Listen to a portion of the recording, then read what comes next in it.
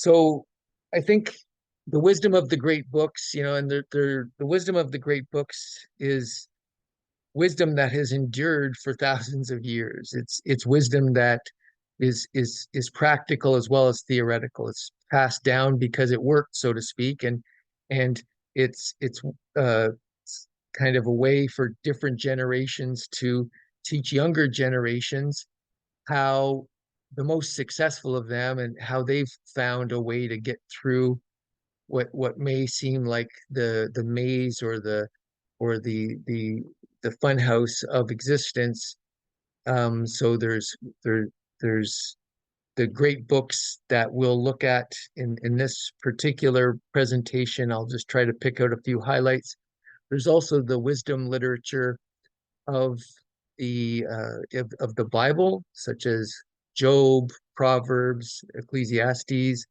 I won't refer to those because I find people who are, I find that religious texts don't normally cut much ice with those who are grappling with atheistic nihilism. But we can look at, say, more secular works. We'll look at four epics very quickly. And the works of literature rather than philosophy. I do think there's merit in studying the great works of philosophy, but I think in this question, uh, philosophical rationalism in a way is what gets us to nihilism. And literature, on the other hand, derives its power from the poetic and narrative techniques of bringing together disparate parts into a whole, like creating meaning, as opposed to the analytic deconstruction of meaning.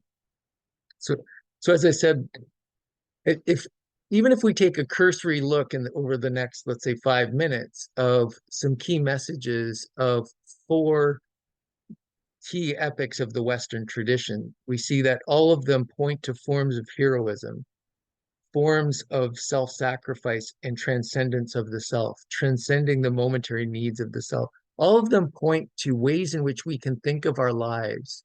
We can model our lives as meaningful. So for the first epic, and I could refer for you to, I have more extensive videos in all four of these, and I invite you to look at those. And if you haven't read them, I absolutely invite you to read them. Homer's Iliad, so written in 750 before the Common Era. Here, the hero is Achilles, and we see heroism. And for Achilles, the good life, so to speak, is one that secures everlasting fame, Pleios Aptiton. And this is a martial heroism that, let's say, again, it disregards the comforts of the self to some extent, but to another extent, it's focused on the self in terms of wanting to preserve the fame of the self. And as we'll see in the Odyssey, that solution is found wanting in the next epic. There we see Achilles again in the underworld, where he declares, "By God, I'd rather slave on earth for another man, some dirt poor tenant farmer who scrapes to keep alive, than rule down here over all the breathless dead." So we see a form of heroism. We see a form of finding meaning in life, um, posited by the model of an Achilles. However, we do see, let's say, the limits of that as a route. In the Odyssey, here the hero is Odysseus, of course, and the good life could be seen as a good homecoming, nostos. Odysseus defines himself in his role as father, husband, and ruler of the community. We first see him in book 5. He's on Calypso's island. He's been uh, he's been a prisoner there for 7 years, and he's been offered immortality. He could stay there for eternity with this goddess, and so he rejects that. He wants to embrace the mortal condition. This is unlike Achilles. Achilles wanted to somehow endure. He wanted his fame to endure. He wanted to in the face of mortal existence, couldn't accept that, so to speak. But we see an Odysseus who is unable to act, to be the Odysseus that he really is, and We see in that the fact that Calypso has him prisoner there. Her own name, Calypso, points to what's happening there. The fact that her name seems to mean something like she who hides, and the real Odysseus is only the real Odysseus when is able to get back to those roles: father, husband, ruler of the community, part of the home, so to speak. So here we see a form of the good life, finding meaning in one's life again as beyond oneself. It's not about just trying to find immortality for myself because I want to preserve me and everything about me. It's about one's role and duties and relations to others as family member, as member of the community. And it's about striving toward that end.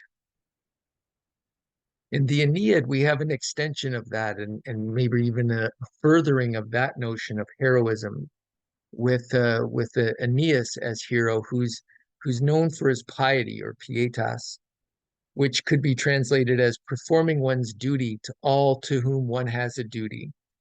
So here, and with with Virgil more so than in Homer, one's duties also relate to the gods. So Odysseus's piety and relationship to the gods was not really emphasized in Homer, but in the case of Aeneas, it is. A good image that we see of this in the Aeneid of Aeneas's piety is at the end of book two. He's recounting the fall of Troy, and he recounts how he's leaving Troy as it's burning down, and he he's literally bearing the burden of the nation and his family's past in the form of his father on his shoulder, while he's leading by the hand the future in the form of his son. And but unfortunately, he his wife is behind at a distance, and he neglects to attend to that. And I think that's symbolic for the fact that in the Aeneid, duty is stressed to a high degree in terms of one's political community, but spousal love is not stressed so much as a duty. So Creusa dies because of that neglect. He Aeneas has to abandon Dido in book four. Another lover, maybe even kind of a spouse, in at least in Dido's understanding. He has to abandon her in order to fulfill his duty of founding the Roman line. In Paradise Lost, perhaps we see the completion of this growing sense of needing to serve and to perform one's duty in such a way that it includes spousal love as maybe the highest embodiment, and maybe that's where it starts. So in Paradise Lost, it's that obviously the story of the fall of Adam and Eve in Genesis. And we could say that several characters played different heroic roles. In the beginning, we could see Satan as performing some sort of heroic role. We see the heroism of self-assertion and pride. And, obviously in Christian terms, those are not virtues, but they're presented heroically, or at least in the garb of heroism, by Milton in the first books. He's presented in ways that compare him to the epic heroes of the past. And he defiantly states in book one, better to reign in hell than serve in heaven. And of course, through the course of the epic, we see the limits of his form of heroism. Notably, in book five, we see Abdiel, an angel who stands firm in loyal service to God in the face of the legions that are following Satan. And the narrator refers to him as among the faithless, faithful only he. So this standing faithful and loyal, even in a crowd of the enormous peer pressure, so to speak. And in the final books, we see the heroism of Adam and Eve. So after the fall, they begin to incriminate one another. However, ultimately, they unite in love. And again, this notion of serving one another duty to one another. And in these lines, I think sums it up well. But rise, let us no more contend, nor blame each other, blamed enough elsewhere, but strive in offices of love, how we may lighten each other's burden in our share of woe. So I think in Paradise Lost, the message seems to be in contradistinction to Satan's claim, better to reign in hell than serve in heaven. In contradistinction to that claim, I think Milton would agree with Dylan that you're going to have to serve somebody. So it's a famous Bob Dylan uh, song. The the heroism of Adam and Eve is in serving one another and serving God and cultivating a paradise within, happier far. It's says the angel Michael in book 12. The Nietzschean postmodernists, I think, would say something like, this is a slave morality.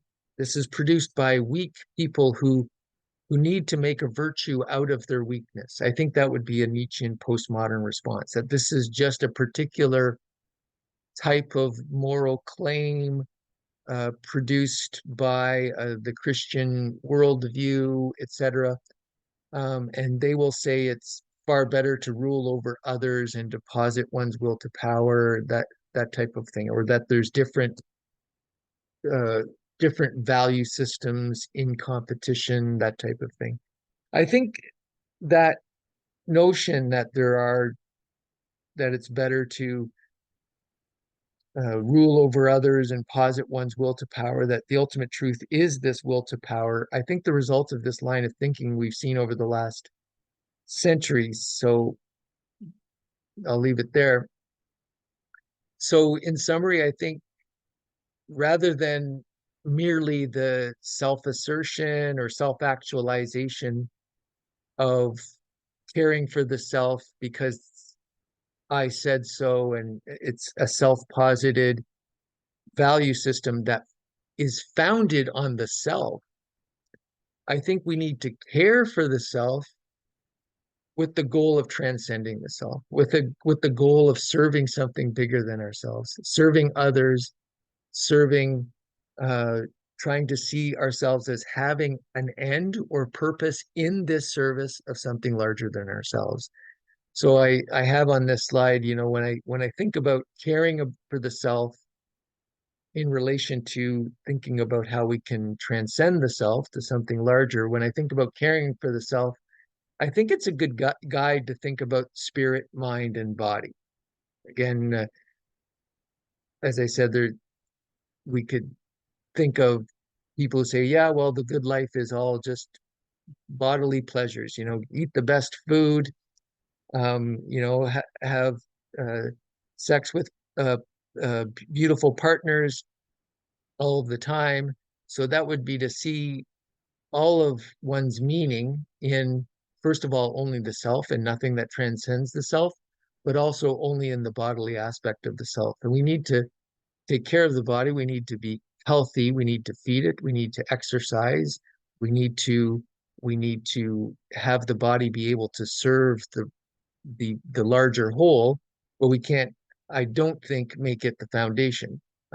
We need to have our mind attuned. We need to have it fresh. We need to have it open. We need to be able to use it to reason and to rationally articulate our own views, communicate with others. And we need to have, I think, a spiritual sense of gratitude and humility in the face of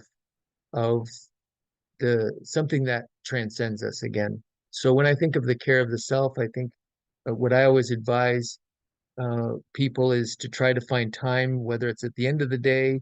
Myself, I get up early, let's say 4 o'clock in the morning, where I have a bit of time to meditate or pray, as well as read, as well as exercise. So I have time to exercise the spirit, the mind, and the body, all the while. On my best days, not all of us can be this focused every day, but all the while trying to think about how can I be the best person I can be with respect to serving something larger than myself. There you have it. This is my sense of ways to think about how the great works, in this case, four great epics, provide some guidance, some ways of thinking about how we can overcome nihilism, how we can find meaning in this existence. I hope it was helpful and have a great day. Thank you.